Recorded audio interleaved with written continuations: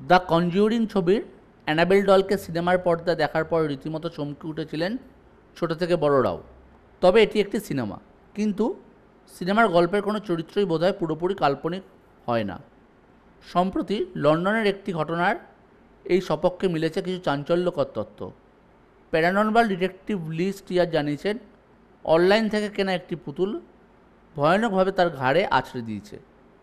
পুলিশের গুলি খেয়ে মারা যাওয়ার আগে ভুডু মন্ত্র উচ্চারণ করে নিজের আত্মা একটা পুতুলের মধ্যে প্রবেশ করিয়ে দিয়েছিলেন সিরিয়াল কিলার চার্লস। ভূতে পাওয়া বা পজেস্ট ওই পুতুলের উপহার পেয়েছিলেন 6 বছরের অ্যান্ডি। তারপর খুনের আত্মা ভর করা ওই পুতুল চাকির হাতে মারতে থাকে একের পর এক মানুষ।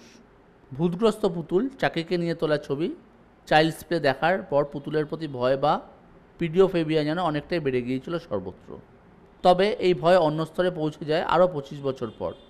দ্য কনজিউরিং ছবির অ্যানাবেল ডলকে দেখার পর শুধু ছোটরা কেন, বড়রাও রীতিমতো অস্বস্তিতে পড়েছিলেন। তবে এই সবই ছিল সিনেমার গল্প।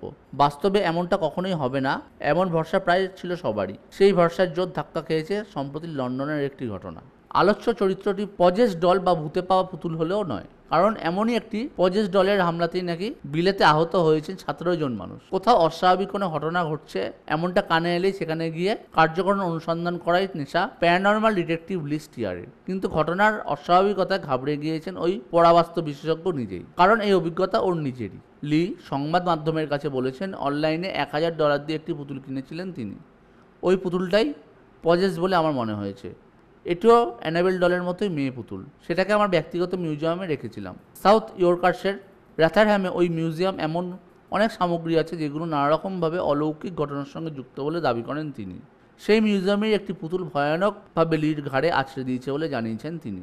বলছেন, আমার পর্যবেক্ষণ বলছে এই পুতুলটি বিবাহিত পুরুষের অপছন্দ করে এবং বেছে বেছে এমন মানুষই আক্রমণ করছে। টিয়ারের এক বন্ধুকে লক্ষ্য করে একটা পারফিউম শিশিও ছোড়া হয়েছে বলে অভিযোগ। লির সঙ্গিনী 32 বছরের সারা কার্টারেরও অভিজ্ঞতা বেশ ভয়ের। তারা ওই পুতুলের সঙ্গে এক ঘরে থাকলে তাদের শারীরিক নিগ্রহের মুখে পড়তে না হলেও আচমকা নিজের থেকেই ঘরের আলো নিভে যাওয়ায় এবং জ্বলে ওঠার ঘটনা ঘটছে বলে একাধিকবার জানিয়েছেন তিনি। এইসব ঘটনার পরেই পরাবাস্তব গোয়েন্দাদের ধারণা হয়েছে এই পুতুলটি সবচেয়ে বিপজ্জনক ভূতে পাওয়া পুতুল।